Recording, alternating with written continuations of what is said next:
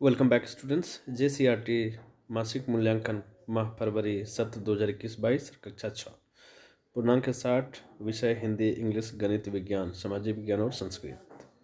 सभी विषयों के ये सभी प्रश्नों के हल हम लोग आसानी से विश्लेषण पूर्वक समझेंगे। चैनल पे आप हमारे नए हैं तो चैनल को सब्सक्राइब जरूर कर लें। पहले हिंदी है।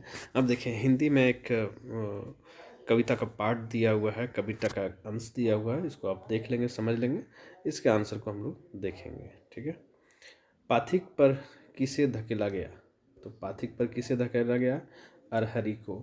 जी हाँ, अरहरी को धकेला गया। सृष्टि शब्द का पर्यायवाची शब्द, सृष्टि शब्द का पर्यायवाची शब्द होता है संसार। ठीक है, चलिए आगे बढ़ते हैं।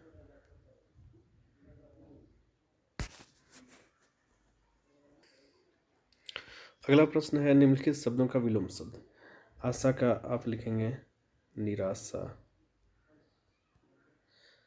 निडर का आप लिखेंगे डर, दुश्मन का आप लिखेंगे दोस्त, इच्छा का लिखेंगे अनिच्छा,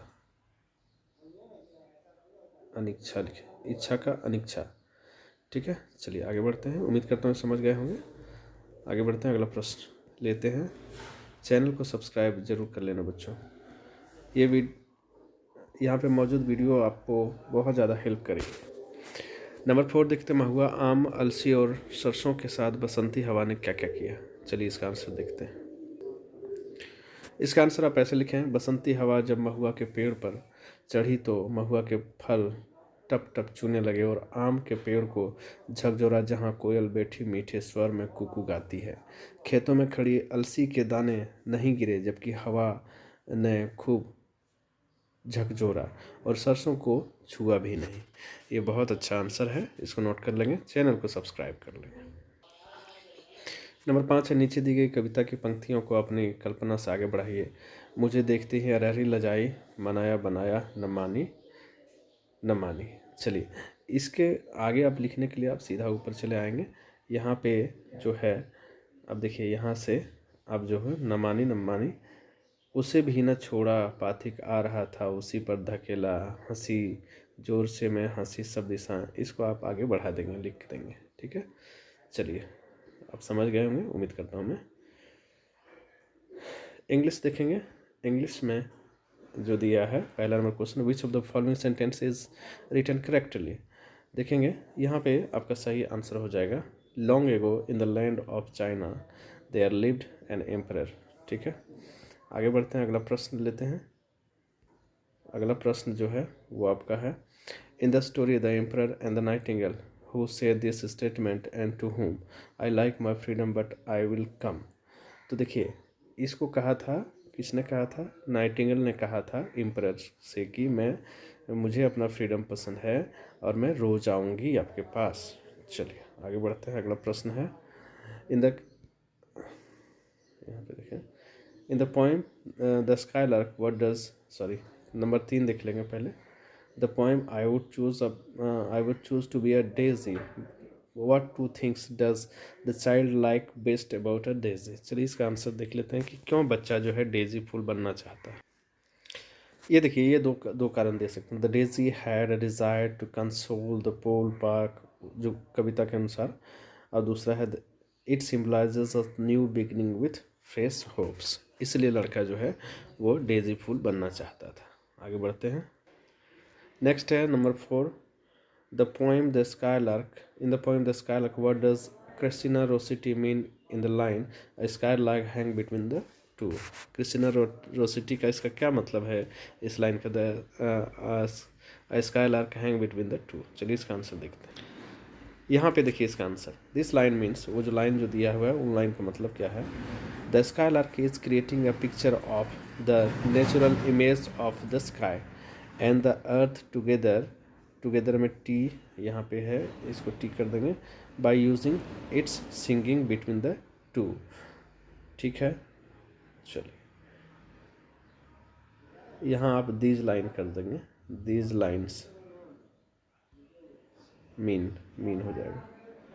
चलिए ठीक है, आगे बढ़ते हैं, अगला प्रश्न ले लेते हैं। 5 नंबर क्वेश्चन देखते हैं। Answer the following questions in your own words. देखिए 2 क्वेश्चन है, दोनों का आंसर मैं एक साथ दूंगा। Why did the tree goddess wish to cut in 3 parts, कि गॉडेस ट्री जो है 3 पार्ट्स में काटना क्यों पसंद करी। और दूसरा है how do ends clean there young ones, कि चींटी जो है अपने बच्चे, अपने हिफाजत साफ सुथरा कैसे रखते हैं। इसका आंसर देखते हैं। यहाँ देखिए मैंने स्टार लगाया है, ये पहला प्रश्न का आंसर, ये दूसरा है। The tree goddess wish to be filled in 3 parts as she said that dozen of young deodar spring from her, कि 3 पार्ट रहेगा, उसमें से बहुत सारे देवदार के छोटे छोटे कलियाँ निकलेंगे। और नेक्स्ट है they lick themselves every few minutes with an oily saliva that cleans and oils their bodies, इसलिए वो साफ़ सुथरा इसलिए रखते हैं क्योंकि एक दूसरे को वो लीक करते रहते हैं, चाटते हैं सैलिवा से, और इससे उसकी बॉडी जो है साफ़ सुथरी रहती है। आगे बढ़ते हैं, अगला प्रश्न लेते हैं। गणित के सवाल। समकोण, 1 नंबर, समकोण जो होते हैं वो 90 डिग्री का कौन होता है। सी नंबर ऑप्शन सही होगा। दी गई आकृति में किस प्रकार का त्रिभुज है, ये जो त्रिभुज है ये किस प्रकार का है, ये समकोण त्रिभुज है। तो सी यहाँ पे, यहाँ सी, दोनों सी आंसर सही होगा। आगे बढ़ते हैं, अगला प्रश्न को लेते हैं। समलंब चतुर्भुज को परिभाषित कीजिए। इसका आंसर देख लेते हैं नंबर 3 का। समलंब चतुर्भुज आप देख रहे हैं, एक फिगर बना है ABCD, ऐसा चतुर्भुज जिसमें भुजाओं का केवल एक युग्म जो है समांतर हो, समलंब चतुर्भुज कहलाता है। देखिए एक युग्म मतलब ये और ये बराबर समानांतर हो, ठीक है। अब ये वाली जो है आगे मिल जाएगी कहीं जा कर के, इसलिए वो नहीं, इसलिए इसमें कहा गया कि ABCD में AB और CD दोनों समानांतर है, ये समलंब चतुर्भुज है, ठीक है। आगे बढ़ते हैं, अगला प्रश्न लेते हैं। नंबर 4, निम्नलिखित माप के कौन के प्रकार, इसको न्यून कौन बोलते हैं, जो 90 से कम होता है, इसको अधिक कौन कहते हैं, ठीक है। अधिक कौन, न्यून कौन, 100 को अधिक कौन और 64 को न्यून कौन, ठीक है। चलिए देखते हैं, अगला प्रश्न है। चतुर्भुज ABCD के आसान भुजाओं और आसान कोणों के युग्मों को लिखें। चलिए इसका आंसर देख लेते हैं। यहाँ पे देखिए चतुर्भुज है ABCD, आसान भुजा हो गया AD और CD। देखिए AD और CD, देखिए जो एक जगह मिलता है, और आसान कोण हो गया A और D, आसान कोण हो गया। अब देखिए आसान कोण समझ लें, A और D आसान कोण हो गया, और C और B जो है आसान कोण हो गया, ठीक है। चलिए आगे बढ़ते हैं। विज्ञान के प्रश्न है। पहला नंबर का आंसर आपको बताना होगा, किस प्रकार की अनुकूलता के कारण पक्षियों की पेशियां अत्यधिक विकसित और मजबूत होती हैं कि उड़ते समय पंखों को सहारा और गति मिल सके। तो वायवीय अनुकूलन। नंबर 2, निम्नलिखित में दिए गए विकल्पों में से समूह वाले पौधों की पत्तियों समांतर सिरा विन्यास पाया जाता है। तो आम और पीपल, ठीक है। चलिए आंसर देते हैं अगला। नंबर 3, घास के मैदानी क्षेत्रों में निवास करने वाले जंतुओं को अपने अस्तित्व बनाए रखने के लिए गति क्यों आवश्यक है। इसका आंसर देखते हैं। देखिए वैसे जीव जंतु जो घास के मैदान में निवास करते हैं, अपना अस्तित्व बनाने के लिए गति करना आवश्यक हो जाता है, चूँकि तरह तरह के मौसमी परिवर्तन होते रहते हैं। आप इसको बढ़ा करके लिख देंगे, वातावरणीय परिवर्तन होते रहते हैं जिस कारण से उन्हें गति की आवश्यकता होती है। अगला प्रश्न की ओर बढ़ते हैं। नंबर 4, पौधों के उस भाग का नाम लिखिए जिसमें भोजन बनता है। भोजन बनाना किस प्रक्रिया को क्या कहते हैं। चलिए इसका आंसर देखते हैं। देखिए पौधे अपना भोजन पत्ती की सहायता से सूर्य की रोशनी में बनाते हैं, इस प्रक्रिया को प्रकाश संश्लेषण कहते हैं। झटपट इसको लिख लेंगे। चैनल को जरूर से जरूर सब्सक्राइब कर लेंगे बच्चों। 5 नंबर देखेंगे, अथवा में है, इसका जवाब मैं दूंगा, जड़ के मुख्य प्रकार के कार्यों का वर्णन करें।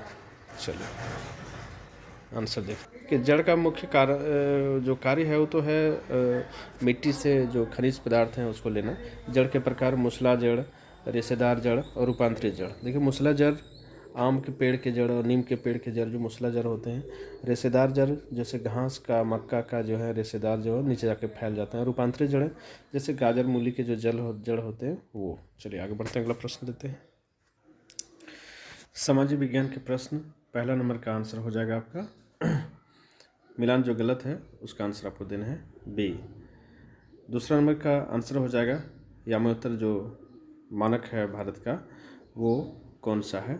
इसका आंसर देना है 82 जो भी है। आप देखें इसको आंसर ये लिखना है। आगे बढ़ते हैं, अगला प्रश्न जो है, राज्य के प्रत्येक जिला में जिला स्तर पर पंचायती राज व्यवस्था की सबसे उच्चतम कड़ी क्या है?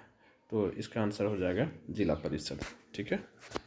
अगला प्रश्न है, नगर निकाय के प्रमुख कार्यों को उदाहरण सहित बताइए। तो नगर निकाय का क्या काम है ये बताना है आपको। देखते हैं। नगर निकाय के प्रमुख कार्य हैं जैसे सड़क बनाना, सड़क का निर्माण करना, बिजली और पानी मुहैया कराना, साफ सफाई का ख्याल रखना, उद्योगों को प्रोत्साहन देना, ये सभी कार्य हैं। आगे बढ़ते हैं, अगला प्रश्न लेते हैं। झारखंड में प्रवाहित होने वाली नदी कौन कौन सी है बताइए।